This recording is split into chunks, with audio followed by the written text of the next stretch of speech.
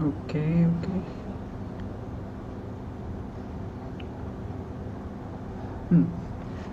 तो अभी तक हमने क्या पढ़ लिया? हम जो पढ़ रहे हैं, अपना जो चैप्टर है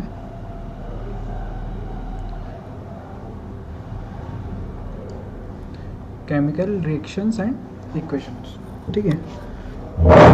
तो हमने कल तक में हमने देख लिया कि केमिकल रिएक्शन क्या होती है, वो एक चेंज होता है, ठीक है। केमिकल में चेंज कैसा होता है, वो एलिमेंट चेंज हो जाता है। जैसे एलिमेंट कैसे चेंज हो रहा था, जैसे आयरन था, ठीक है, उसकी अगर रस्टिंग हो गई तो वो आयरन ऑक्साइड बना लेगा। तो ये आयरन एक एलिमेंट अलग है, ठीक है, ये आयरन फेरिक ऑक्साइड एक एलिमेंट अलग है।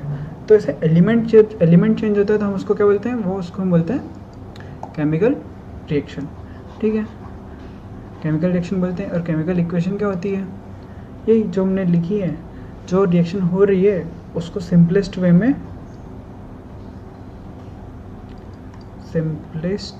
सिंबल्स के साथ में, इसका सिंबल है, आयरन का सिंबल ये है, ऑक्सीजन का सिंबल ये है, सिंपलेस्ट वे में उसके सिंबल्स के साथ में उसको लिखना, उसका हम बोलते हैं केमिकल इक्वेशन, ठीक है। तो कल हमने ये सब देख लिया था।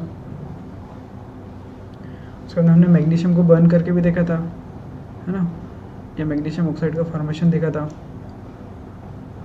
उसके बाद में फिर हमने इक्वेशन को बैलेंस करना भी सीखा था कि सबसे ज़्यादा नंबर जिस एटम का रहता है, ठीक है, सबसे पहले उसको हम बैलेंस करते हैं। यहाँ पे हमने सबसे पहले ऑक्सीजन सबसे ज़्यादा था, 4 है, तो हमने सबसे पहले ऑक्सीजन को किया था, फिर हाइड्रोजन था, फिर हमने हाइड्रोजन को किया था, फिर आखिरी में हमने आयरन को बैलेंस किया था, ठीक है। तो हमने बैलेंसिंग भी देख ली थी कैसे करते हैं। बैलेंसिंग का क्या कॉन्सेप्ट है कि LHS में जो नंबर ऑफ़ एटम्स हैं वो RHS में भी होना चाहिए, इक्वल नंबर ऑफ़ एटम्स दोनों साइड में होना चाहिए, तब जाके हम बोलते हैं कि रिएक्शन बैलेंस है। ऐसा क्यों होता है, क्योंकि हम जब भी बोल रहे हैं कि कोई रिएक्शन हो रही है तो उसमें मास कंजर्व हो रहा है। मास कंजर्वेशन का क्या मतलब है, मास कंजर्वेशन का ये मतलब है कि मास जो होता है, किसी भी चीज़ का मास जो होता है, ठीक है, वो सिर्फ ट्रांसफॉर्म हो सकता है। मास जो है वो सिर्फ ट्रांसफॉर्म हो सकता है, मास कभी भी चेंज नहीं होता है। मतलब मास चेंज हो सकता है, मास कभी भी डिस्ट्रॉय नहीं हो सकता है। मास डिस्ट्रॉय नहीं हो सकता है, इससे क्या मतलब है, मास गायब नहीं हो सकता है। अगर आपने यहाँ टोटल 10 एटम ले रखे हैं, ठीक है, तो आपको यहाँ पे टोटल 10 एटम्स चाहिए।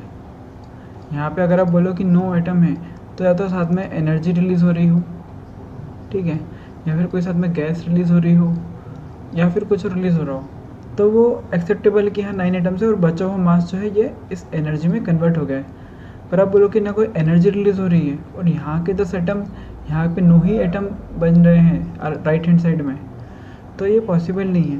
क्योंकि आइंस्टाइन की एनर्जी मास की थ्योरी क्या बोलती है कि एनर्जी जो है वो मास में कन्वर्ट हो सकती है और वाइस वर्सा मास जो है वो अपनी एनर्जी में कन्वर्ट हो सकता है, ठीक है, पर ये दोनों डिस्ट्रॉय कभी नहीं हो सकते। तो इसलिए LHS के नंबर ऑफ एटम्स RHS के बराबर होना ज़रूरी है, क्योंकि एटम से ही कैलकुलेट करते हैं हम उसका मास। हर एटम का अपना एक मास होता है, फिर जब 2 एटम्स मिलकर कोई कंपाउंड बनाते हैं तो उस कंपाउंड का अपना एक मास होता है, ओके। तो हम इसलिए बैलेंस कर रहे हैं इक्वेशन को, क्योंकि बैलेंसिंग बहुत ज़रूरी है। हर एक पूरी आपकी डायनेमिक्स में सारी जो रिएक्शंस होती हैं सब बैलेंस्ड होती है, ठीक है। हमने बैलेंसिंग भी देख ली है। अब हमारा आज का जो टॉपिक है जो हमको देखना है, इसके साथ में आज मेरे पास कुछ MCQs भी है, हम वो भी सॉल्व करेंगे, ठीक है। तो हम फटाफट से टॉपिक एक्सप्लेन कर लेते हैं, उसके बाद में हम थोड़े से MCQ देख लेंगे जो नीट या कॉम्पिटिटिव एग्जाम्स में आते हैं, ठीक है। हम केमिकल इक्वेशंस को देख लिया, हमने रिएक्शंस को देख लिया। अब रिएक्शन भी जो होती है वो डिफरेंट टाइप्स की रिएक्शन होती है, ठीक है। तो सबसे पहले क्या होगा, कॉम्बिनेशन रिएक्शन। अब जरा एक बार इसकी थ्योरी पढ़ लेते हैं कि during a chemical reaction atoms of one element do not change into those of another element, ठीक है, nor do atoms disappear from the mixture or appear from elsewhere, ठीक है। Actually chemical reactions involve breaking and making of bonds between atoms to produce new substance. भाई दो atom है, ठीक है, दो अलग अलग एलिमेंट है, ठीक है। अब यहाँ पे क्या होगा, यहाँ पे जब ये फॉर्मेशन होगा तो क्या हो गया, ये दो, यहाँ पे सपोज दो आयरन है ऐसा, इन दोनों आयरन ने मिलके एक ऐसे दो और ऐसे तीन ऑक्सीजन के साथ में ये बॉन्ड बना लिया, ठीक है। तो पहले ऑक्सीजन ऐसा और ऐसा था, अब ऑक्सीजन कैसे चेंज हो गया, ये Fe के साथ में जुड़ गया। तो वो यही बोलना चाह रहे हैं कि एटम्स जो है बॉन्ड को तोड़ते हैं और नए बॉन्ड फॉर्म करते हैं। एक केमिकल रिएक्शन के अंदर ये होता है। अब ये अलग अलग तरीके से होता है, तो वो जिस भी तरीके से हो रहा है वो उस टाइप की केमिकल रिएक्शन है। तो अपन वही देखेंगे कि ये बॉन्ड कैसे फॉर्म हो रहे हैं और कैसे टूट रहे हैं, ठीक है। वो उसका केमिकल रिएक्शन का एक टाइप होता है। अपन आगे एग्जाम्पल से समझेंगे तो अपने को अच्छे से समझ में आएगा, ठीक है। सबसे पहली रिएक्शन है आपकी कॉम्बिनेशन रिएक्शन। नाम से क्या समझ में आ रहा है, नाम से समझ में आ रहा है कि कुछ तो कंबाइन हो रहा होगा यहाँ पे, ठीक है, कुछ कंबाइन हो रहा है, तभी हम इसको क्या बोल रहे हैं, कॉम्बिनेशन।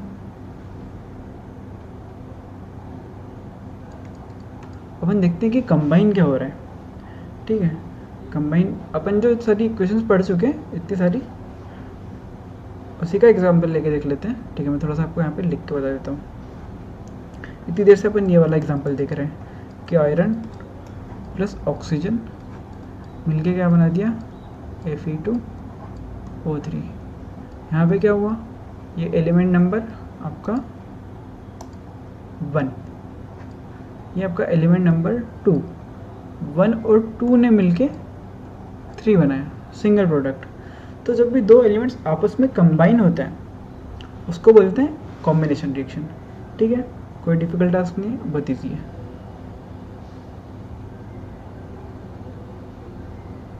जैसे हमारे पास क्या एग्जांपल है कि क्विक लाइम, कैल्शियम का ऑक्साइड CaO, इसको हम क्या बोलते हैं, क्विक लाइम।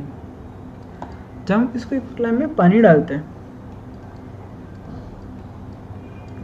तो क्या होता है, ये क्विक लाइम था, इसमें हमने डाला पानी, नॉर्मल पानी, तो ये कैल्शियम हाइड्रोक्साइड बन गया जो कि होता है स्लैग्ड लाइम, और साथ में इसने रिलीज करी हीट, ठीक है। एक बार देख लेते हैं रिएक्शन बैलेंस है कि नहीं बैलेंस है।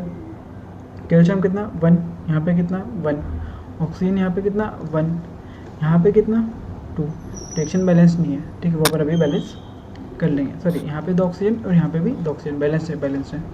हाइड्रोजन देख लेते हैं, यहाँ पे भी 2, यहाँ पे भी 2, रिएक्शन बैलेंस्ड है, ठीक है भाई। रिएक्शन तो बैलेंस हो गई, वो देख लिया। देख लेते कॉम्बिनेशन कैसे हो रहा है। कॉम्बिनेशन ऐसे हो रहा है कि इस चूने ने और इस पानी ने मिलके ये स्लैग्ड लाइम बनाया और यहाँ से हीट निकली। बहुत बार जब आप घर पे चूना घोलते हो तो उसका जो बाल्टी का जो टेम्परेचर है वो बढ़ जाता है। क्यों बढ़ जाता है, ये आपके सामने की रीज़न है, क्योंकि वो रिएक्शन में हीट निकलती है। हर वो रिएक्शन जिसमें हीट निकलती है, जिसमें एनर्जी निकलती है, उसको हम बोलते हैं एक्सोथर्मिक। एक्सोथर्मिक, थर्म का मतलब क्या होता है, टेम्परेचर, ठीक है। और एक्सो मतलब क्या होता है, निकलना, एग्जिट, एग्जिट से समझ लो आप एक्सो, ठीक है। तो एक्सोथर्मिक मतलब टेम्परेचर का एग्जिट, मतलब टेम्परेचर का निकलना। जब टेम्परेचर निकलेगा तो टेम्परेचर कितना बढ़ जाएगा, वो रिलीज हो रहा है टेम्परेचर, ठीक है। तो जो भी रिएक्शन जिसमें एनर्जी या हीट निकलती है वो रिएक्शन को हम बोलते हैं एक्सोथर्मिक। उस रिएक्शन में क्या होता है, उस रिएक्शन में हमेशा टेम्परेचर बढ़ता ही है, ठीक है। एक्सोथर्मिक रिएक्शन में टेम्परेचर बढ़ता है। और इतना हमको आ गया समझ में। तो कॉम्बिनेशन रिएक्शन समझ में आई। कॉम्बिनेशन रिएक्शन में क्या हो रहा है, दो एलिमेंट्स आपस में कंबाइन कर रहे हैं और वो बना रहे हैं आपकी कॉम्बिनेशन रिएक्शन, ठीक है। अपन इसका एक MCQ देख लेते हैं। MCQ अपन बाद में देख लेंगे, 1 मिनट, है ना। हाँ ठीक है।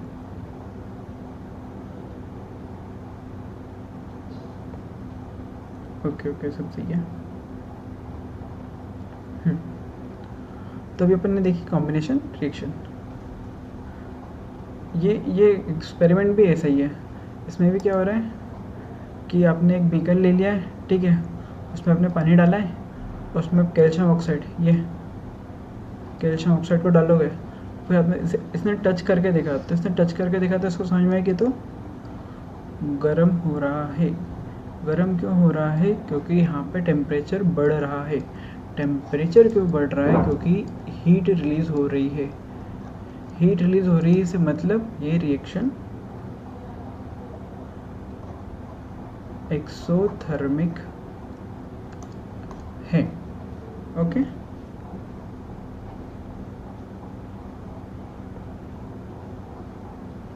और भी अपन एग्जांपल देख लेते हैं कॉम्बिनेशन रिएक्शन का, ठीक है। बर्निंग ऑफ कोल, कोल का बरना कैसा? कोल का बर्निंग मैंने कल भी बताया था कि कहीं भी बर्निंग होगी, जब भी बर्निंग होगी, बर्निंग से मतलब है ऑक्सीजन, ऑक्सीजन की प्रेजेंस में ही होती है बर्निंग।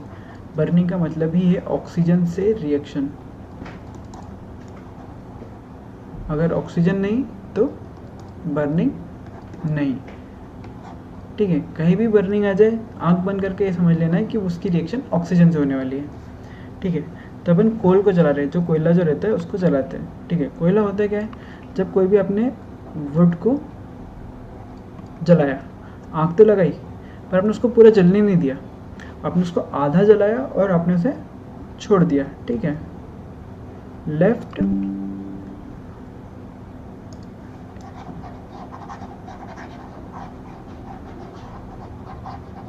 ना, लेफ्ट कैसे छोड़ दिया? Partially burned. तो जब भी आप किसी लकड़ी को आधा पार्शियली जला के छोड़ दोगे तो वो बना लेगी कोयला। फिर हम उसको कर लेते हैं स्टोर। फिर हम इसी कोल को जब हमको रिक्वायरमेंट होती है तो हम बाद में जला के पूरा जलाते हैं, तो वो ऐसे एशेस फॉर्म हो जाती है, ठीक है, कार्बन की। तो जब हम उसको वापस से फिर से जलाएंगे, मतलब फिर से ऑक्सीजन से रिएक्ट करवाएंगे, तो वो ऐश में कन्वर्ट हो जाएगा, ठीक है, जो कि कार्बन की होती है। तो ये पूरा हम क्या समझ रहे हैं? हम ये समझ रहे हैं कि जब हमने कार्बन लिया, सॉलिड था, ठीक है, ऑक्सीजन गैस, ऑक्सीजन गैस में ही आएगी, ठीक है। लिक्विड ऑक्सीजन से बर्न कैसे करोगे आप? बर्निंग के लिए आपको ऑक्सीजन गैस में चाहिए। हम एटमॉस्फेयर में कुछ भी जलाते हैं तो एटमॉस्फेयर की ऑक्सीजन गैसियस फॉर्म में प्रेजेंट होती है, तभी तो कोई सी चीज़ जलती है, ठीक है। तो जब ये बर्न होता है तो क्या निकलता है? CO2 गैस निकलती है। CO2 गैस निकलती है, कैसे समझोगे? कि जब भी किसी चीज़ की जल रही होगी, तो जब आप उसका धुएं के पास में बैठ जाओगे तो आपको कितना अनईजी फील होने लग जाएगा। अनईजी क्यों फील होने लग जाएगा? क्योंकि वहाँ पे निकलती है CO2 और कार्बन मोनोऑक्साइड, CO जो गैस रहती है, ठीक है, ये बहुत आपके लिए टॉक्सिक रहती है। आपका लंग्स इसको हैंडल नहीं कर सकता है। तो इसलिए जब भी अपन एकदम से इसे किसी भी वुडन, जहाँ पे लकड़ी वगैरह जल रही है, जहाँ पे कोयला जल रहा है, उसके पास में बैठ जाते हैं, तो हमको कार्बन मोनोऑक्साइड ऑब्जर्व करने को मिलती है और हमको अनईजी फील होता है, ठीक है। तो हमने यहाँ पे क्या देखा कि जब कार्बन को जलाया ऑक्सीजन की प्रेजेंस में, तो क्या बन गया? CO2 बन गया, ठीक है। अब दूसरा हमने क्या देखा कि हाइड्रोजन को ऑक्सीजन की प्रेजेंस में ऐड किया, तो क्या बन गया? तो H2 लिक्विड बन गया। पर अभी तो अपन आपको बोल रहे थे कि ऑक्सीजन तो जब भी होगा मतलब वो तो हम जला ही रहे हैं, तो क्या यहाँ पे हाइड्रोजन को भी जला रहे हैं। तो अगर आप उसको टेक्निकली समझो, ठीक है, तो ये तो केमिकल रिएक्शन हो रही है ना, कि हमने हाइड्रोजन गैस ली और ऑक्सीजन गैस ली और उससे अपन ने H2 बना दी। पर क्या अब उसको ऐसे बोलोगे कि ये हमने जलाया है? जलाया नहीं है। क्या होता है कि ये दोनों गैसियस फॉर्म में है, ठीक है। अब आप किसी मेटल, किसी सॉलिड को आप जला सकते हो, ठीक है ना। क्या आप किसी लिक्विड को जला सकते हो? आप लिक्विड को हाँ जला सकते हो, अगर वो फ्लेमेबल लिक्विड है, ठीक है। कौन सा? पेट्रोल हो गया, है ना, केरोसिन हो गया, ठीक है। तो क्या आप हाइड्रोजन को जला सकते हो? हाइड्रोजन को जला सकते हैं। कैसे? हमने देखा था ना कि हाइड्रोजन कैसे जलता है। हाइड्रोजन जब भी जलता है वो पॉप साउंड के साथ में जलता है।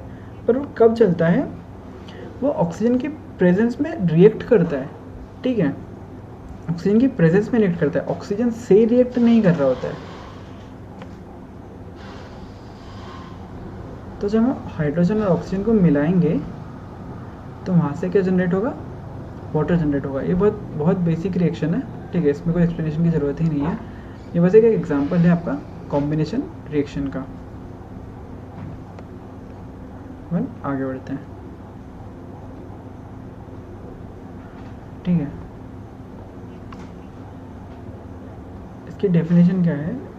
In a simple language we can say that when two or more substances or elements or compounds combine to form a single product, the reaction are called combination reactions.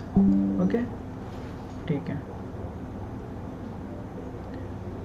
यहाँ पे एक और बोल रहा है कि we observed that a large amount of heat is evolved. evolved का मतलब होता है निकलना, है ना। This makes the reaction mixture warm. Reaction in which heat is released along with the formation of products are called exothermic reaction. अभी मैंने पूरा exothermic को आपको डायसेक्ट करके बता दिया था कि क्या होता है exothermic reaction। उसमें निकलती है हीट, उससे बढ़ता है टेम्परेचर। ओके, तो ये नीचे वो एग्जांपल दे रहे हैं, कुछ एक्सोथर्मिक रिएक्शन के एग्जांपल्स दे रहे हैं, ठीक है। कौन सा? जब CH4 मीथेन, ठीक है, जब CH4 ऑक्सीजन से रिएक्ट करता है तो क्या बना लेता है? CO2 और H2। H2 यहाँ पे गैसियस फॉर्म में बन रही है। क्यों गैसियस फॉर्म में H2 क्यों बन रही है? और इसमें थोड़ा सा लॉजिक है ना। ये रिएक्शन कौन सी है? एक्सोथर्मिक रिएक्शन है। तो यहाँ पे क्या होगा?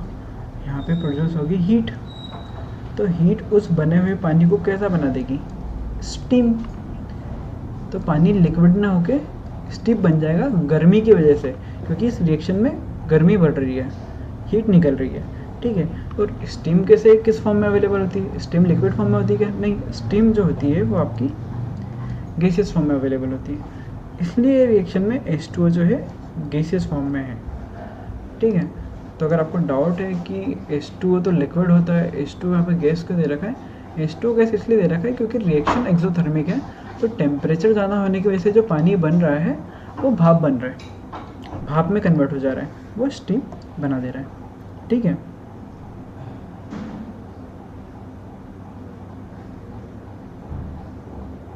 अब एक और रिएक्शन होती है, ये वाली रिएक्शन। इस रिएक्शन को तो सभी जानते हैं, ये है आपकी फोटोसिंथेसिस वाली रिएक्शन, ठीक है। क्या करते हैं फोटोसिंथेसिस के रिएक्शन में? ग्लूकोज ऑक्सीजन से कंबाइन होके क्या बनाता है? CO2 H2O energy. नहीं, ये फोटोसिंथेसिस की रिएक्शन नहीं है, ये क्रेब्स साइकिल की रिएक्शन है, जब ग्लूकोज जो है वो एनर्जी को रिलीज करता है, ठीक है। तो ये क्या दे रखा है? The decomposition of vegetable matter into compost is also an example of exothermic reaction. ये वाली रिएक्शन में कैसी रिएक्शन है? एक्सोथर्मिक। क्यों? क्योंकि ग्लूकोज जो है वैसे टूटेगा और क्या बना लेगा? एनर्जी। एनर्जी क्या है? हीट क्या है? हीट भी एनर्जी का ही तो एक फॉर्म है। एनर्जी का फॉर्म क्या हो सकता है? मास भी तो हो सकता है, मास भी एक एनर्जी का फॉर्म है। हीट भी एक एनर्जी का ही फॉर्म है। तो यहाँ पे जब ग्लूकोज हीट बना रहा है मतलब वो एनर्जी रिलीज कर रहा है। जब भी एनर्जी रिलीज होगी रिएक्शन कैसी होगी, एक्सोथर्मिक रिएक्शन होगी। ठीक है, तो ये भी एक एक्सोथर्मिक रिएक्शन का एग्जाम्पल है। अपन देखते हैं अब दूसरी रिएक्शन, इसको क्या बोलते हैं, डीकम्पोजिशन रिएक्शन। पहली कौन सी थी, पहली थी कॉम्बिनेशन। ठीक है, अब दूसरी है डीकम्पोजिशन रिएक्शन। डीकम्पोजिशन रिएक्शन में क्या होगा, नाम से समझ में आ रहा है, कुछ तो डीकम्पोज हो रहा होगा। ठीक है, तो कंपोजिशन में अगर बनना होता है, डीकम्पोजिशन का मतलब क्या होता है, टूट जाना। ठीक है, एग्जाम्पल देख लेते हैं। यह है आपका 2FeSO4 फेरस सल्फेट। ठीक है, और इसने क्या बना दिया, फेरिक ऑक्साइड SO2 और SO3। ठीक है, सल्फर डाइऑक्साइड और सल्फर ट्राइऑक्साइड, 3 ऑक्सीजन है तो ट्राइऑक्साइड, 2 ऑक्सीजन है तो डाइऑक्साइड। अच्छा, ये रिएक्शन से क्या समझ में आ रहा है, एक था हमारे पास एलिमेंट FeSO4 फेरस सल्फेट। ठीक है, फेरस सल्फेट टूटा तो फेरस सल्फेट ने टूट के बना दिया ferric oxide, sulphur dioxide, sulphur dioxide. तो जब दो चीज़ें मिल रही थी तो उसको हम बोल रहे थे कॉम्बिनेशन। अब कोई टूट रहा है तो हम उसको बोलते हैं डीकम्पोजिशन। नाम से समझ में आ रहा है रिएक्शन में क्या हो रहा है, वो डीकम्पोज हो रहा है कोई सी चीज़, इसलिए उसका नाम हो रहा है डीकम्पोजिशन रिएक्शन। ठीक, क्या डीकम्पोज हो रहा है, फेरस सल्फेट। किस में डीकम्पोज हो रहा है, फेरिक ऑक्साइड में, SO2 और SO3 में। ठीक है, इसको फेरस क्यों बोला और इसको फेरिक क्यों बोला, फेरस इसलिए बोला क्योंकि यहाँ पे जो आयरन की वैलेंसी है वो है +2। ठीक है, और फेरिक इसलिए क्योंकि यहाँ पे आयरन की जो वैलेंसी है वो है +3। तो जब आयरन +3 में होता है तो हम उसको क्या बोलते हैं, फेरिक। और जब आयरन +2 में होता है तो उसको क्या बोलते हैं, फेरस। ठीक है, बस आपको इतना याद रखो, ये थोड़ा सा याद करने वाली चीज़ है क्योंकि कभी कभी पूछ लेते कि आयरन की वैलेंसी बताओ। तो जब वो फेरिक है मतलब वो +3 है, और जब वो फेरस है मतलब वो +2 है। ओके, एक और चीज़ डीकम्पोजिशन रिएक्शन में देखने को मिलती है कि किसी भी चीज़ को डीकम्पोज करने के लिए हमको एनर्जी चाहिए होती है। जैसे एक सपोज एक लकड़ी है, अगर आपको उसको तोड़ना है तो उसको तोड़ने के लिए आपको एनर्जी लगेगी, नेचुरली टूटेगी क्या, नहीं। तो ऐसे किसी भी चीज़ को डीकम्पोज करने के लिए हमको बाहर से एनर्जी उसमें देना ही पड़ती है। ठीक है, इस रिएक्शन में भी क्या हो रहा है, इस रिएक्शन में तो यहाँ पे हम इसको एनर्जी, ठीक है, ये हीट हम दे रहे हैं ना, एरो के ऊपर जो भी है वो हमने दिया है। किसी भी केमिकल इक्वेशन में जो भी एरो के ऊपर रहता है या नीचे रहता है वो हमने दिया है, अपनी तरफ से ऐड करा है हमने उस चीज़ को। ठीक है, जो बना है वो हमेशा एरो के इधर आएगा, राइट साइड में का जो बना है वो कभी भी एरो के ऊपर नहीं आएगा। एरो के इस वाले कोने तक सब अपने हाथ में। इधर हम रिएक्टेंट क्या डाल रहे हैं वो अपने हाथ में है। ठीक है, ऊपर अपन टेम्परेचर कितना दे रहे हैं, प्रेशर कितना दे रहे हैं, कोई कैटलिस्ट लगा रहे हैं क्या, ठीक है, या किसकी स्टेट, किस रिएक्टेंट की स्टेट क्या है, ठीक है, सॉलिड है, लिक्विड है, गैस है, ये सब अपने हाथ में है ना। इधर एरो के बाद वाला जो चीज़ है वो प्रोडक्ट बनेगा, वो अपने हिसाब से फिर बनेगा जो भी हमने रिएक्टेंट ले रखा है। ठीक है, तो हमने यहाँ पे क्या हीट दी है इसको तोड़ने के लिए, तो ये हमेशा ऐसा ही होता है। अरे भाई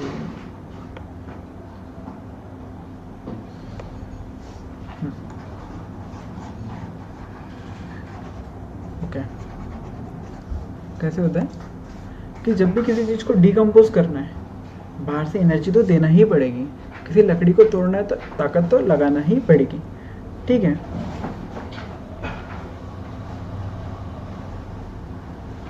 इसमें थोड़ी सी थ्योरी है। ठीक है, this is a decomposition reaction ferrous sulphate crystal, ये रहे फेरस सल्फेट के क्रिस्टल। ठीक है, .7H2 का क्या मतलब है, FeSO4.7H2O। इसका मतलब है कि ये हाइड्रेटेड हैं। क्या गीले हैं, नहीं, ये गीला नहीं है। इसको टच करके देखोगे तो गीला नहीं लगा, ये हाइड्रेटेड है क्योंकि उस कंपाउंड के अंदर इतनी स्पेस थी कि उसने 7H2O के मॉलिक्यूल्स को अपने अंदर एक्यूमुलेट करके अपना पूरा स्ट्रक्चर बनाया। ठीक है, जब इन कंपाउंड्स के स्ट्रक्चर को आगे जाके स्टडी करोगे कि कौन सा कंपाउंड, कौन सा एलिमेंट, कौन सा एटम कितने बॉन्ड बनाता है और वो 2-3 एटम्स मिलके कौन सा कंपाउंड बनाते हैं, ठीक है, उस कंपाउंड का स्ट्रक्चर क्या होता है। तो FeSO4 के स्ट्रक्चर में इतनी कैपेसिटी है कि वो H2O को एक्यूमुलेट अपने अंदर कर सकते हैं। ठीक है, तो यहाँ पे ऐसे ही हो रहा है, उसने 7H2O के मॉलिक्यूल्स को अपने अंदर एक्यूमुलेट कर लिया। इसका मतलब ये नहीं है कि वो गीला हो गया कि उसको हमने पानी में रखा था। ठीक है, तो जब हम इसको गर्म करेंगे, ये क्या लिखा है, लूज वाटर व्हेन हीटेड। भाई हमने इसको हीट किया तो इसने पानी को लूज कर दिया। And the colour of the crystal changes. ठीक है, इस क्रिस्टल का जो चेंज है, कलर है, वो चेंज हो गया। ठीक है, it then decomposes to ferric oxide, sulphur dioxide and sulphur trioxide. Ferric oxide is solid while SO2 and SO3 are gases. ये वही है जो हम बोल रहे थे, इसका कुछ एक पर्टिकुलर कलर होता है पैरासल्फेट का। ठीक है, वो डीकलराइज हो गया। वो कलर किस वजह से था, 7H2 मॉलिक्यूल्स की वजह से उसका कलर था। कलर क्यों था सर, आपने तो बोला कि ये तो बस अंदर उसने एक्यूमुलेट कर लिया, तो कलर कैसे आ गया। कलर ऐसे आ गया कि एलिमेंट की अपनी एक प्रॉपर्टी है, समझो इस बात को, है ना। FeSO4 की अपनी एक प्रॉपर्टी अलग है, FeSO4.7H2O की अपनी एक अलग प्रॉपर्टी है। ओके, तो FeSO4.7H2O जब अंदर फिट होगा तो ये फिर कलर प्रोड्यूस करेगा। अब आप इसमें से H2 निकालते जाओगे तो ये डीकलराइज होता जाएगा। ऐसे ही हर एलिमेंट अलग अलग फॉर्म में, अलग अलग वेरिएशन में, अलग अलग प्रॉपर्टी शो करता है। तो कलरिंग की प्रॉपर्टी FeSO4.7H2O की है। ओके, हमने ये देख लिया कि कलर भी होता है। एक और एग्जांपल डिकम्पोजिशन रिएक्शन का देख लेते हैं कि कैल्शियम कार्बोनेट, लाइमस्टोन, ठीक है, उसको गर्म किया, वो बन गया क्विक लाइम में। ठीक है, क्विक लाइम से हमने क्या बनाया था थोड़ी देर पहले, क्विक लाइम में हमने डाल दिया था पानी और उसको हमने बना दिया था स्लैग्ड लाइम में,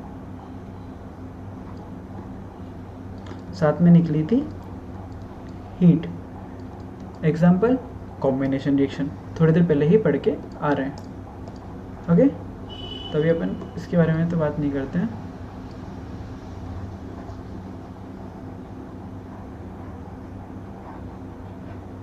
ओके,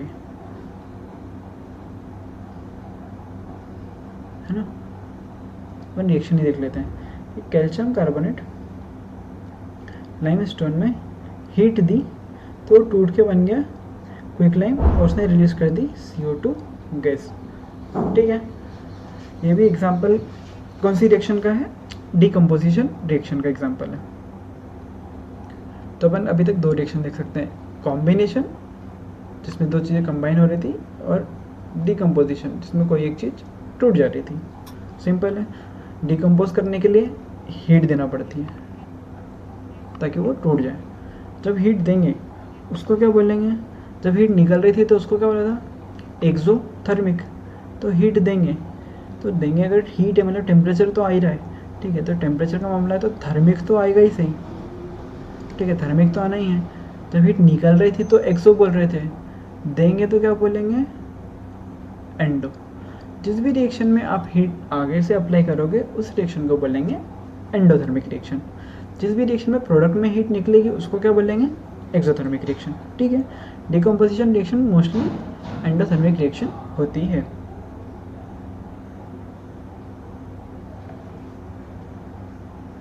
अब ये एक और डिकम्पोजिशन रिएक्शन का एग्जांपल है, ये क्या है, lead nitrate PbNO3 whole twice. अच्छा, अगर आपको ये डाउट हो रहा है कि यार ये सारे स्ट्रक्चर, ये FeSO4, ठीक है, Fe2SO4 और Fe2O3, Fe3SO4, Fe2O3 है ना, सॉरी ये Fe से नॉर्मल सिंगल ही Fe है ना। तो ये कैसे डिसाइड हो रहा है कि Fe यहाँ पे एक ही है ना। ये कैसे डिसाइड हो रहा है कि यहाँ पे Fe2 है, ऑक्सीजन 3 है। तो हर एटम की ना अपनी एक वैलेंसी होती है। वैलेंसी क्या होती है, उसकी कैपेसिटी कि वो कितने बॉन्ड बना सकता है। ठीक है, तो यहाँ पे दो आयरन मिलके 3 ऑक्सीजन के साथ में बॉन्ड बना रहे हैं। ठीक है, ये स्ट्रक्चर मैं नहीं बोल रहा हूँ कि ऐसा होगा, ये एक ऐसा एक टेम्पलेट आपको बना के बता रहा हूँ कि हाँ ऐसा भी एक स्ट्रक्चर हो सकता है। तो ये 2 एटम्स ऐसे बॉन्ड बनाते हैं। ठीक है, तो जिस एटम की जितनी कैपेसिटी है वो उतने बॉन्ड बनाता है, उस हिसाब से उसका जो है ये एलिमेंटल फार्मूला बनता है। ठीक है, या आप हायर क्लासेस में सीखोगे कि कौन सा एटम कितने बॉन्ड बनाता है। अभी हमने क्या देख लिया, लेड नाइट्रेट है। ठीक है, लेड नाइट्रेट में हीट दे दिया, वो क्या, वो आपका टूट गया, एनर्जी दी, टूट गया। किस में टूट गया, लेड ऑक्साइड बना लिया उसने। ठीक है, नाइट्रोजन ऑक्साइड NO2 गैस बना ली और ऑक्सीजन गैस बना ली। ओके, क्लियर, टूटा और गैस बना ली। कैसे टूटा, हीट तो देना पड़ी थी। Type of reaction, endothermic reaction.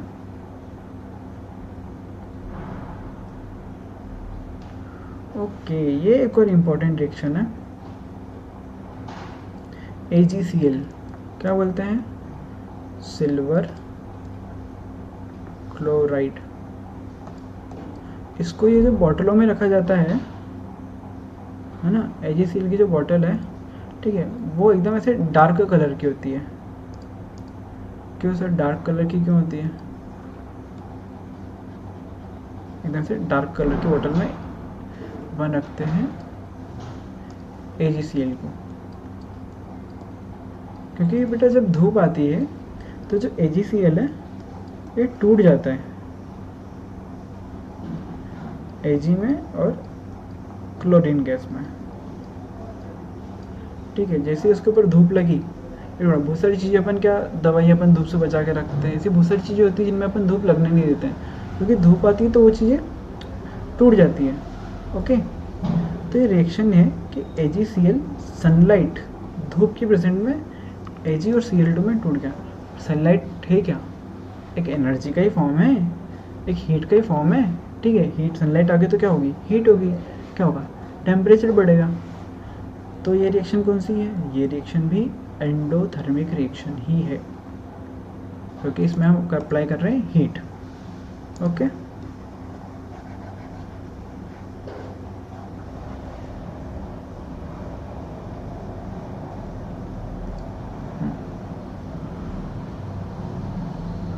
Silver, एक और चीज़ मैं बता देता हूँ, सिल्वर जो है ऐसे ग्रे कलर का रहता है। ठीक है, क्लोरीन की स्मेल जो है वो बर्दाश्त के बाहर होती है, बहुत फॉल स्मेल होती है क्लोरीन की।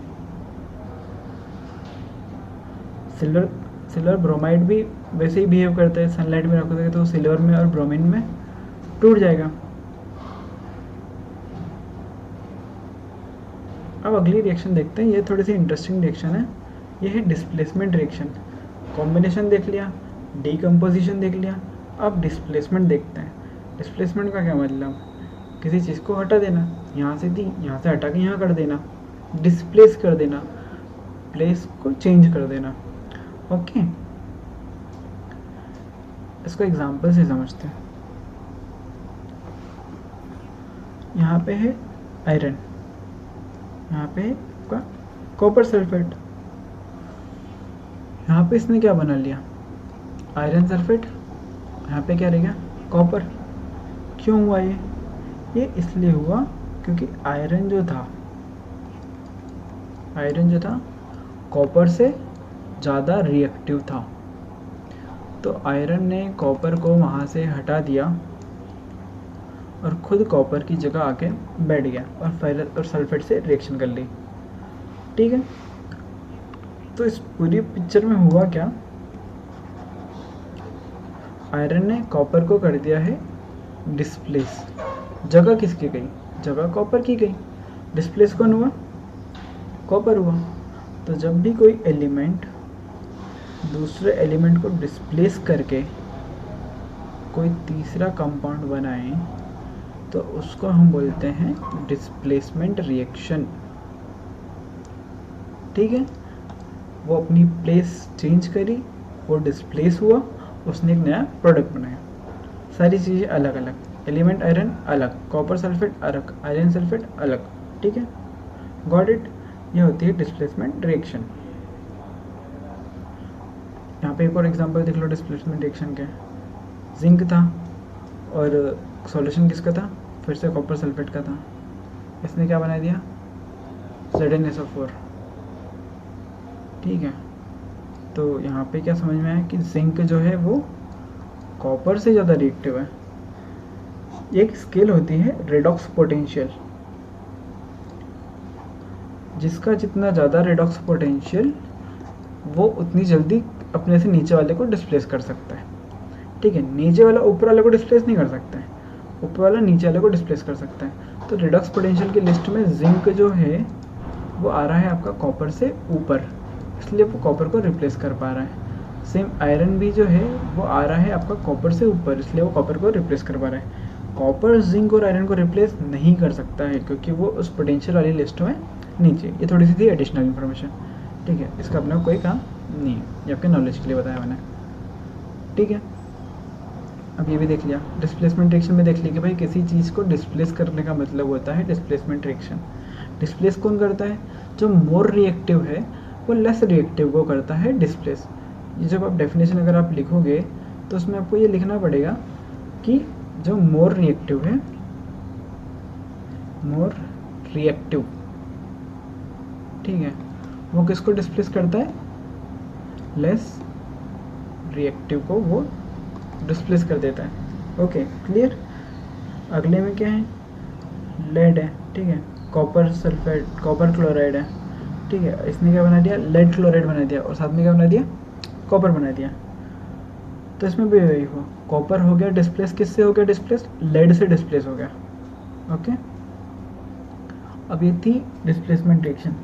एक और टाइप की रिएक्शन होती है जिसको हम बोलते हैं डबल डिस्प्लेसमेंट रिएक्शन। अब डबल डिस्प्लेसमेंट रिएक्शन क्या होती है, नाम से समझो। यहाँ पे क्या हुआ, सिंगल एलिमेंट का डिस्प्लेसमेंट हुआ। ठीक है, कॉपर ही हटा, सिर्फ कॉपर का ही डिस्प्लेसमेंट हुआ। ठीक है, इसमें जिंक और यहाँ से कोई चीज़ चेंज नहीं हुई। ठीक है, जिंक में चेंज नहीं हुआ, लेड में चेंज नहीं हुआ, लेड के पास से कुछ चीज़ गई नहीं, लेड के पास, लेड को तो मिली, लेड के साथ किसी चीज़ का डिस्प्लेसमेंट नहीं हुआ। मगर जब हम ऐसे कंपाउंड ले लें, सोडियम सल्फेट एक्वस और बेरियम क्लोराइड एक्वस, हमेशा जब भी आप रिएक्शन लिखो उसके एलिमेंट के स्टेट का भी आपको ध्यान रखना ही है, लिखते टाइम इसको लिखना भी है। ठीक है, ये नहीं लिखोगे तो कब के नंबर कट जाएंगे। ठीक है, और ध्यान रखना है कि वो कौन सी स्टेट में है जिसमें हम रिएक्शन करवा रहे हैं, ये एक्वस में है कि ये सिर्फ लिक्विड में है या फिर सॉलिड में है। एक्वस से क्या समझ रहे हो, एक्वस है मतलब ये पानी का सॉल्यूशन है, इन दोनों में पानी मिला हुआ है, वाटर एडेड है, थोड़ा सा डाइल्यूटेड है ये। ठीक है,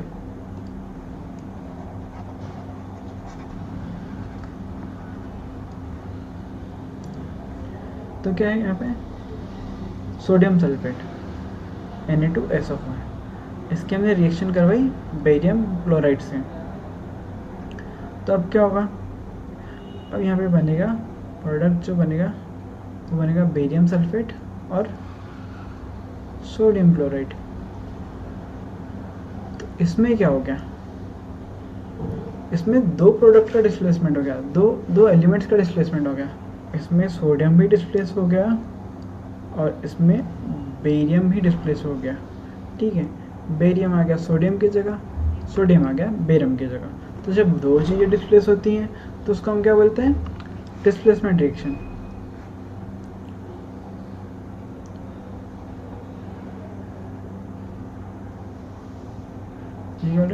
BaSO4 के white precipitate of BaSO4 is formed by the reaction of sulfate and barium। हाँ, ये चीज़ नोट करने वाली कि BaSO4 जब भी बनता है तो उसके क्या बनते हैं, वाइट प्रेसिपिटेट। कैसे देखोगे, ये एक एग्जांपल है। ठीक है,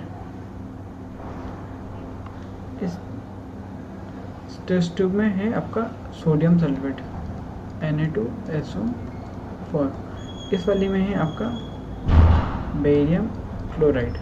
ठीक है, अब सोडियम सल्फेट और बेरियम क्लोराइड है, तो जैसे ही आप सोडियम सल्फेट ऐसे यहाँ से ऐसे डालते जाओगे तो ये रिएक्शन होती जाएगी और ये क्या बना लेगा, बेरियम सल्फेट।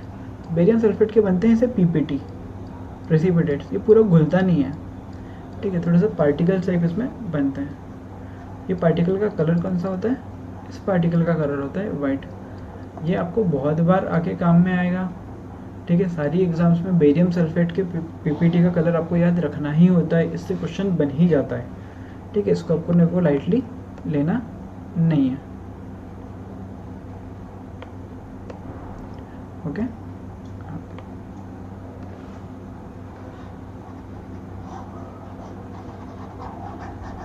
ठीक है,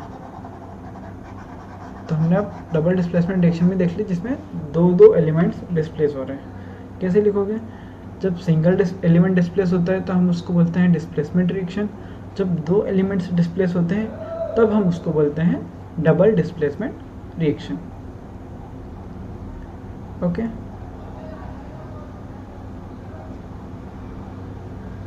अब अगली टाइप है oxidation and reduction. Oxidation and reduction, अब ये क्या है? ये थोड़े से भारी भारी टर्म्स हैं।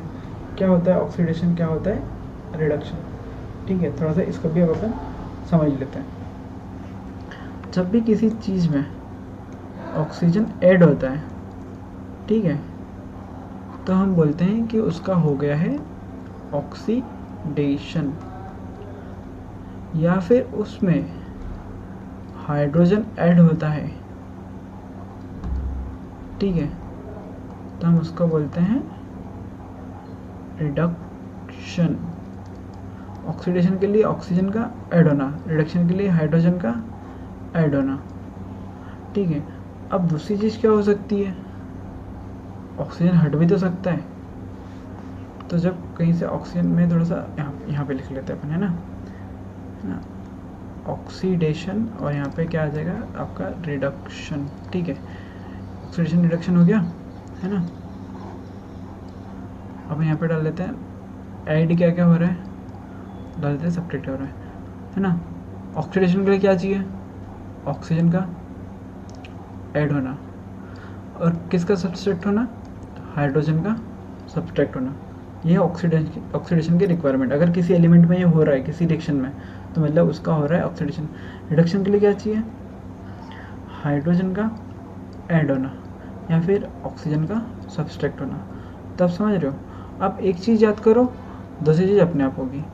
ऑक्सीडेशन मतलब ओ, ऑक्सीडेशन ऑफर ऑक्सीजन, ठीक है। ऑक्सीजन ऐड हो गई है तो निकलेगा क्या? H2। बस ये याद रखना है। इसका उल्टा होता है रिडक्शन में। उल्टा क्या? यहाँ पे ऑक्सीजन ऐड हो रही है तो यहाँ पे निकल जाएगी, यहाँ पे निकल रही है हाइड्रोजन तो यहाँ पे ऐड हो जाएगी, ठीक है। तो याद एक चीज़ रखनी है, दूसरी चीज़ अपने आप होगी। दूसरी चीज़ याद रख के खुद को कन्फ्यूज़ नहीं करना है। ऑक्सीडेशन याद रखेंगे, कैसे याद रखेंगे? O for oxidation, O for oxygen. Oxygen add हो गया तो बस एक ही चीज़ ऐड होती है, दूसरी चीज़ सब्सट्रैक्ट होती है, तो हाइड्रोजन सब्सट्रैक्ट हो जाएगी, ठीक है। देख लेते हैं अब इसके कुछ एग्जाम्पल्स, है ना।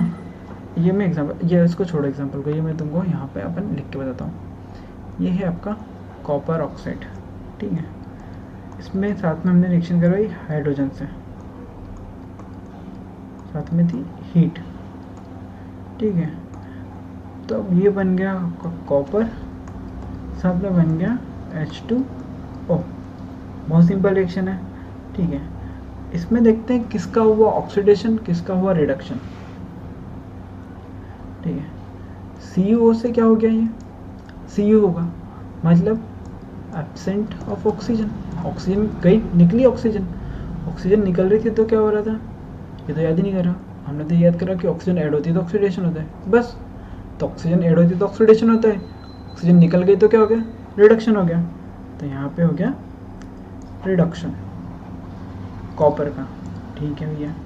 हाइड्रोजन के साथ देख लेते हैं क्या स्थिति है। यहाँ पे था H2, यहाँ पे ये H2O हो गया, O हो गया, चमका। O कैसे हो गया भाई? O हो गया मतलब ऑक्सीजन ऐड हो गई। ऑक्सीजन किस में ऐड होती है? ऑक्सीडेशन में। तो किसका ऑक्सीडेशन हो गया? हाइड्रोजन का। तो इस केस में कॉपर का हो रहा है रिडक्शन,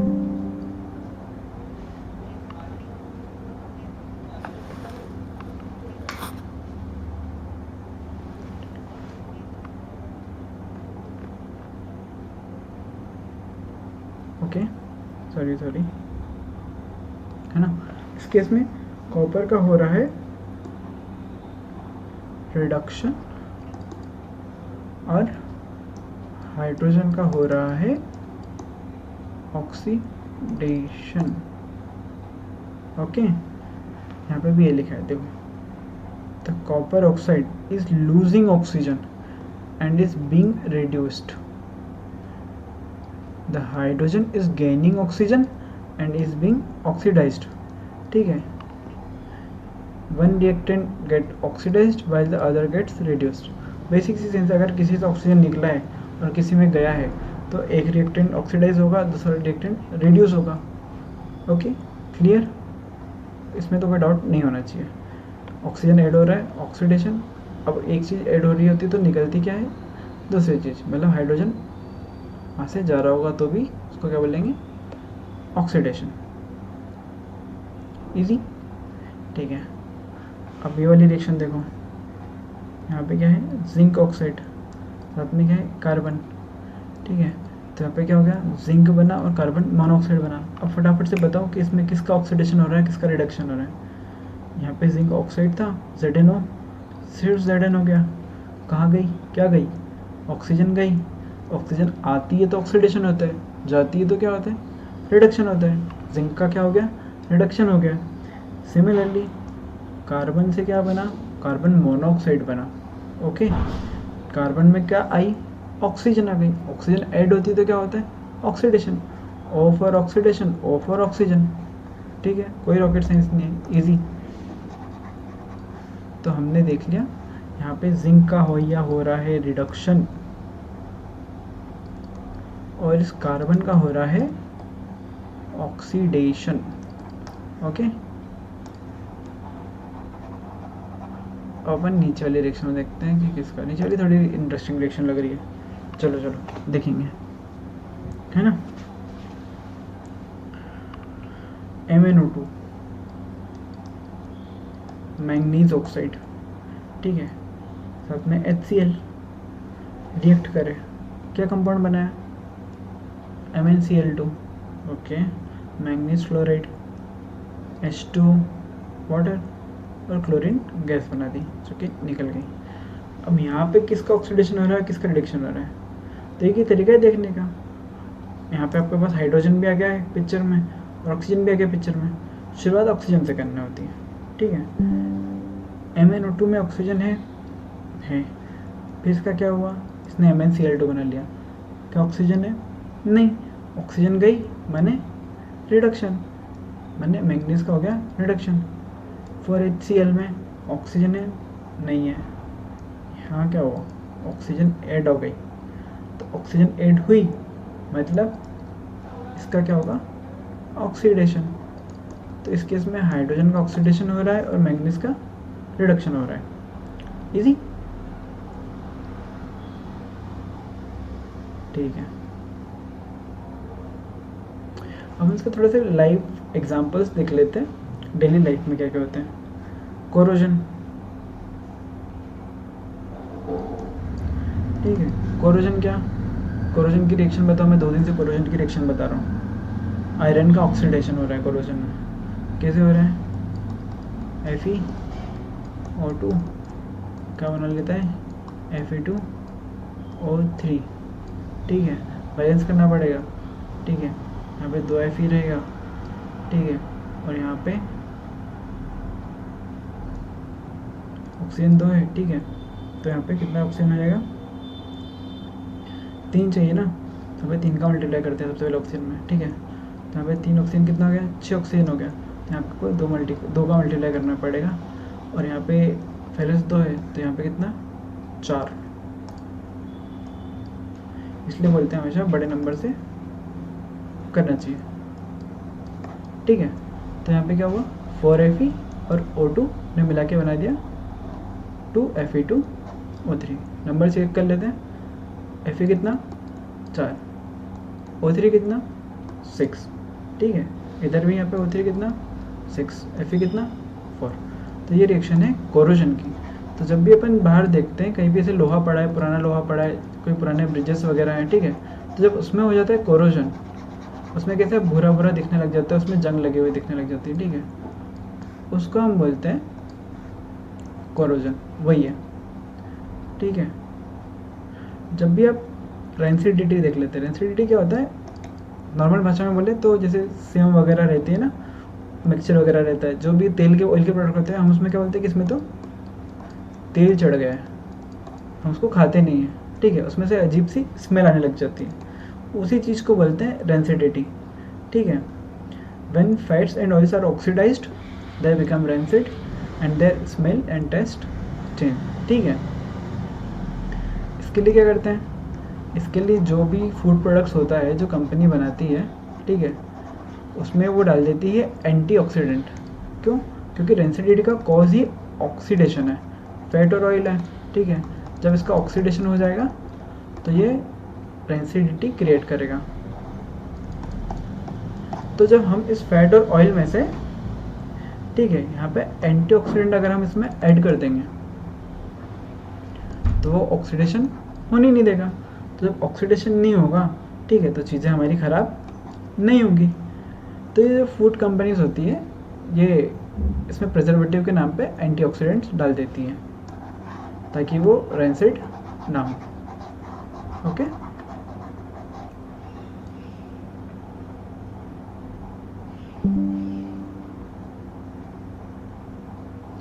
तो हम इसके अब एंड पे पहुंच गए। क्या क्या देख चुके हैं, केमिकल रिएक्शन देख चुके हैं, केमिकल इक्वेशन कैसे होती है, सिंपलेस्ट फॉर्म होता है, वर्ड्स में होता है, देख चुके हैं। रिएक्शन को बैलेंस करना देख चुके हैं, सबसे बड़े आइटम को सबसे पहले बैलेंस करो, फिर धीरे धीरे धीरे छोटे को बैलेंस करते जाओ, ठीक है। अब टाइप्स ऑफ रिएक्शन में सबसे पहली कॉम्बिनेशन। कॉम्बिनेशन में क्या होगा, हीट निकलेगी, हीट निकली तो क्या होगा, एक्सोथर्मिक।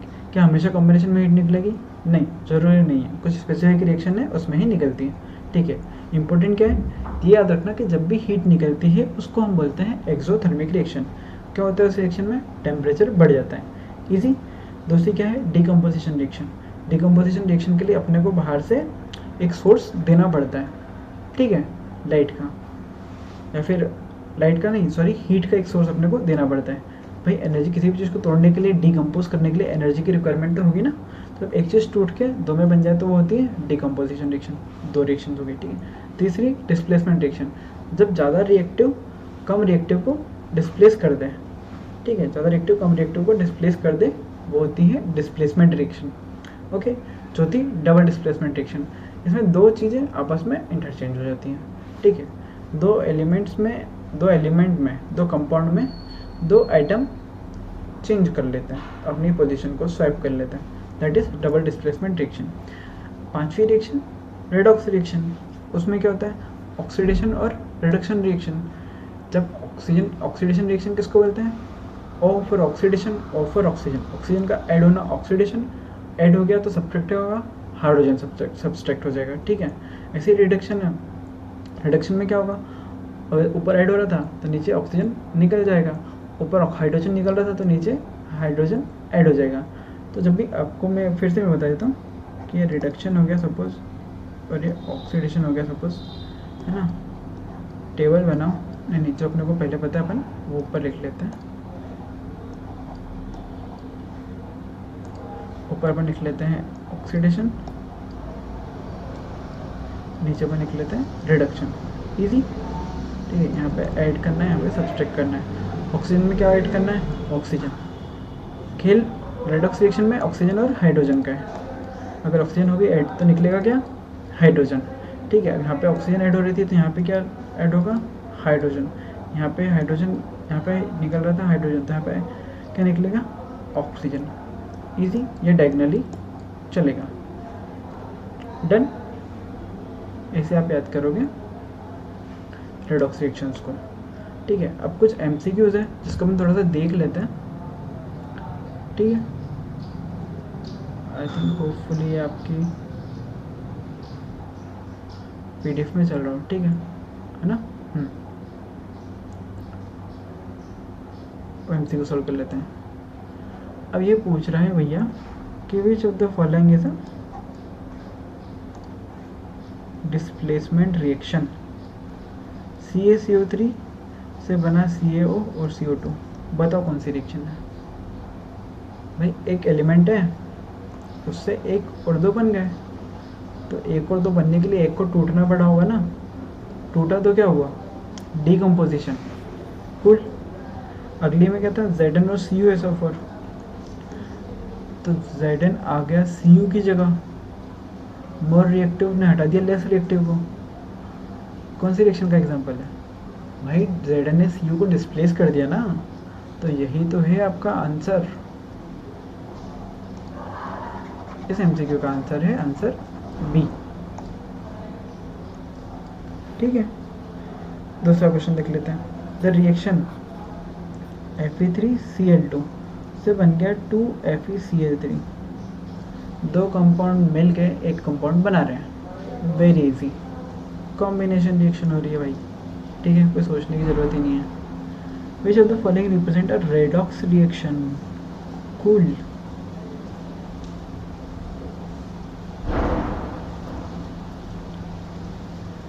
क्या ZnO कार्बन तो Zn और CO बना रहा है? हाँ बना रहा है। ठीक है, नीचे वाली रिएक्शन देख लेते हैं कि वो क्यों नहीं हो रही है। CO और H2O से बन रहा है CaOH2, दो चीज़ मिलके एक बना रही है। कौन सी रिएक्शन? कॉम्बिनेशन। ठीक है, AgNO3 और NaCl, तो Ag ने Na को डिस्प्लेस कर दिया है, तो यहाँ पे AgCl हो गया है और यहाँ पे NaNO3 बन गया है। कौन सी reaction? Double displacement reaction, double displacement reaction. ठीक है, कैल्शियम कार्बोनेट कैल्शियम ऑक्साइड और CO2 में टूट गया। कौन सी रिएक्शन? Decomposition reaction. तो सारी रिएक्शन के टाइप हमने देख लिया। ओके,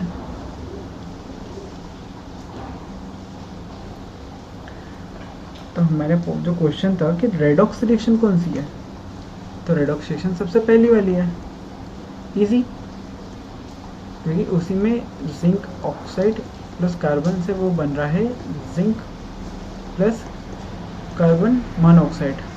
जिंक के पास ऑक्सीजन था, बाद में नहीं है, तो जिंक का क्या हो गया है? रिडक्शन हो गया है। कार्बन के पास पहले ऑक्सीजन था, नहीं, कार्बन के पास बाद में ऑक्सीजन आ गया, हाँ, तो इसका क्या हो गया? ऑक्सीडेशन हो गया। ओके, है ना? ठीक है, तो हम ये MCQs प्रैक्टिस कर रहे हैं, तो हमने जो पढ़ा है वो थोड़ा सा हमारे मेमोरी में इनकलकेट हो जाएगा। अगला क्वेश्चन चलो देख लेते हैं भाई। When aqueous barium chloride is mixed with sodium sulphate a white precipitate appears. मैंने थोड़ी देर जब मैं पढ़ा रहा था तभी मैंने बोला था कि वाइट PPT बनते हैं। वाइट PPT किस चीज़ के बनते हैं? वाइट PPT कैसे बनेंगे? बेरियम क्लोराइड रहेगा, साथ में आपका सोडियम सल्फेट रहेगा। ठीक है, इसकी जब रिएक्शन होगी तो ये सोडियम जो है, ठीक है, ये रिप्लेस कर देगा बेरियम को, बेरियम रिप्लेस कर देगा सोडियम को, तो ये बना लेगा बेरियम सल्फेट BaSO4, साथ में बना लेगा ये आपका 2NaCl। BaSO4 जो रहता है वो सॉलिड फॉर्म में प्रेजेंट होता है। कैसे? छोटे छोटे PPT बना लेता है। वो हमने टेस्ट वाली रिएक्शन देखी थी ना, इसमें अंदर हमने बेरियम क्लोराइड को ऊपर NaSO4 डाल रहे थे, तो इसी में NaSO4 डाल रहे थे, तो PPT फॉर्मेशन हो रही थी। बेरियम सल्फेट के PPT हैं, वाइट कलर के बनते हैं। हमेशा याद रखना है BaSO4 के वाइट PPT बनते हैं। पर क्वेश्चन में ये नहीं पूछा है, क्वेश्चन में ये पूछा कि रिएक्शन का टाइप बताओ, तो बता दो भाई रिएक्शन का टाइप। इसने इसको रिप्लेस करा, ठीक है, इसने इसको रिप्लेस करा और इसने इसको रिप्लेस करा, दोनों रिप्लेस हो गए, तो कौन सी reaction? Double displacement reaction, easy. ठीक है, फिफ्थ रिएक्शन देख लेते हैं भाई। Which of the following is an endothermic reaction? Okay, क्या मतलब एंडोथर्मिक रिएक्शन? अपन एनर्जी देंगे, इजी। क्या CO2 बनाने में एनर्जी तो लग रही है? नहीं, हम दे ही नहीं रहे भाई। ठीक है, CaO और H2O में CaOH होल ट्वाइस बन रहा है, क्या इसमें एनर्जी लग रही है? नहीं, याद करो, इसमें एनर्जी रिलीज होती है। ठीक है, ये वही है कि चूने में पानी डाला तो जो टेम्परेचर वो हाथ लगा के देख रहा है बंदा, तो उसको गर्म लग रहा है, वो बाल्टी गर्म हो गई जिस चूने में हमने पानी डाला है, इसमें हीट निकली है, तो ये तो हो गई एक्सोथर्मिक रिएक्शन। ठीक है, अगली क्या है?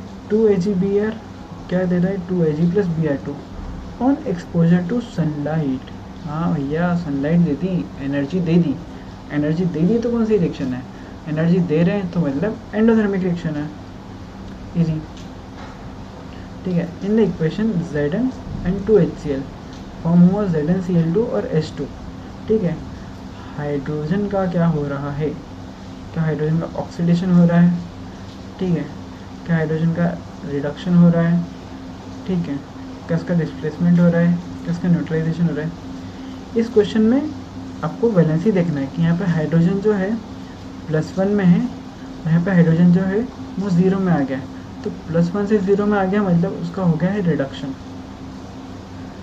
अब ये कैसे देखते हैं कि +1 से 0 हो गया, तो ये अभी आपके लेवल का क्वेश्चन ही नहीं है, ये गलती से इसमें ऐड हो गया। ठीक है, तो इसमें हाइड्रोजन का तो हो रहा है भैया रिडक्शन, पर ये अभी अपने काम का है नहीं। ठीक है, कभी ऐसा सवाल आ जाए भूले भटके तो इसमें लगा देना रिडक्शन हो रहा है। ओके, क्योंकि मैं इसका आपको एक्सप्लेन भी तो कर सकता हूँ, आपको समझ में ही नहीं आएगा, उसके लिए मेरे को पूरी सबकी वैलेंसीज और सबके बॉन्ड्स वगैरह बताने पड़ेंगे।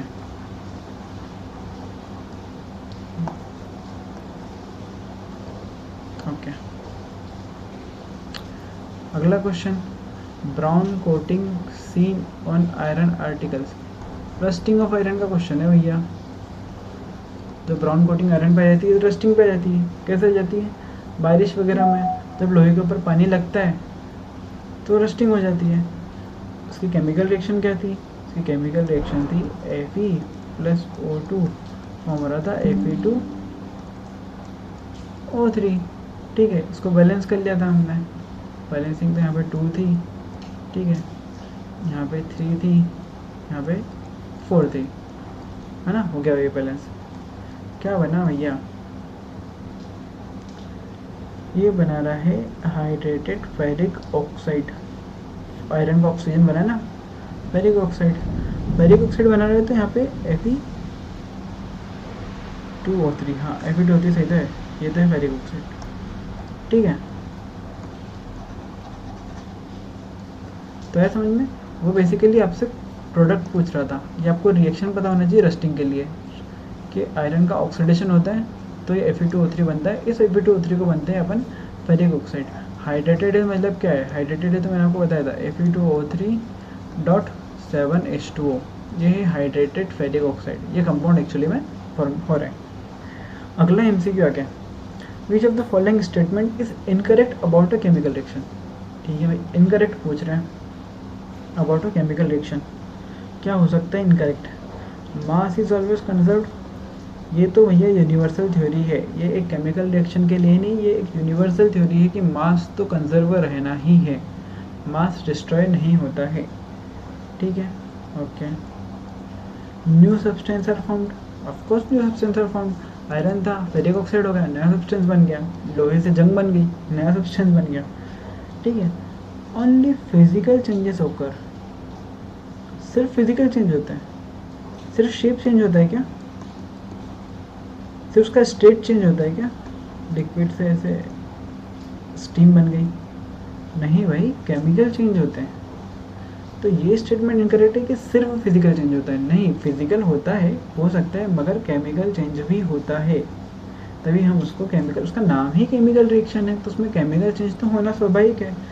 ठीक है, energy change is usually involve, of course energy change तो होता ही होता है, कभी में किसी में हम दे रहे होते हैं, किसी में हम एनर्जी रिलीज कर रहे होते हैं। ठीक है, अगला क्वेश्चन देख लेते हैं। When silver chloride is kept in sunlight, it turns grey due to। अब ये तो आपको सोच लेना चाहिए, जब मैं पढ़ा रहा था तभी मैंने बताया था कि किस चीज़ का कलर ग्रे होता है, सिल्वर क्लोराइड, ठीक है, AgCl रहता है, सॉरी सिल्वर क्लोराइड है ना,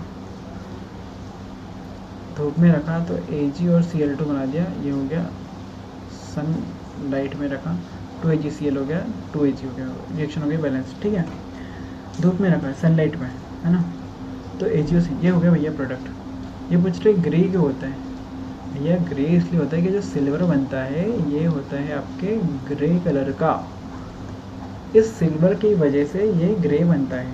ठीक है, ऑप्शन क्या क्या है, formation of chlorine gas, formation तो हो रही है पर उसकी वजह से ग्रे है क्या, नहीं, formation of silver metal, yes bro formation of silver metal हो रहा है इसलिए। ऑक्सीडेशन ऑफ सिल्वर, यहाँ कहाँ ऑक्सीजन आ रही है, ऑक्सीडेशन की बात ही कहाँ हो गई, और यहाँ पे ऑक्सीडेशन नहीं, यहाँ पे इसका रिडक्शन हो रहा है, ठीक है। अब वही आप रिडक्स पढ़ोगे बाद में तो आपको समझ में आएगा, यहाँ पे ऑक्सीडेशन नहीं, यहाँ पे रिडक्शन हो रहा है। और रिडक्शन ऑफ क्लोरीन नहीं, यहाँ पे क्लोरीन का ऑक्सीडेशन हो रहा है, Ag का रिडक्शन हो रहा है, क्लोरीन का ऑक्सीडेशन हो रहा है, तो दोनों ऑप्शन नीचे वाले गलत हैं। ऑप्शन बी इसका सही है। क्या है ऑप्शन बी, कि सिल्वर मेटल की वजह से ये ग्रे कलर दिखाता है। लास्ट MCQ जो कर लेते हैं, क्या है, the reaction CaCO3 form CaO और CO2। बताओ भाई, इतना पढ़ चुके हैं, ये तो आपको पता हो ही जाना चाहिए अब तक। क्या होगा इसमें, डिस्प्लेसमेंट हो रहा है क्या किसी चीज़ का, यहाँ पे कोई दूसरा एलिमेंट है क्या डिस्प्लेस करने के लिए, है ही नहीं, डिस्प्लेसमेंट का ऑप्शन ही नहीं हो सकता है। कॉम्बिनेशन हो रहा है क्या, क्या यहाँ पे दो एलिमेंट मिलके इसको बना रहे हैं क्या, कोई दो एलिमेंट ही नहीं है, कॉम्बिनेशन भी नहीं हो रहा है। डीकम्पोजिशन हो रहा है क्या, हाँ डीकम्पोजिशन तो हो रहा है, डीकम्पोजिशन ही तो हो रहा है, ठीक है। CaCO3 forms CaO plus CO2, ठीक है, डीकम्पोजिशन हो रहा है। तो इसका आंसर क्या है, सी। चौथा ऑप्शन देख लेते हैं, डबल डिस्प्लेसमेंट। भैया डबल डिस्प्लेसमेंट के लिए तो दो एलिमेंट ही नहीं है, दो कंपाउंड ही नहीं है, तो दो आपस में डिस्प्लेस कैसे करेंगे जब दो कंपाउंड ही नहीं है। तो आंसर है इसका सी, वो है डीकम्पोजिशन। ओके, तो हमने मोटा मोटा पूरा आपका जो चैप्टर है वो कंप्लीट कर लिया। इसके MCQs भी हमने थोड़े बहुत सॉल्व कर लिए, ठीक है। अब हम नेक्स्ट क्लास में मिलेंगे अगले चैप्टर के साथ में। Okay, bye bye.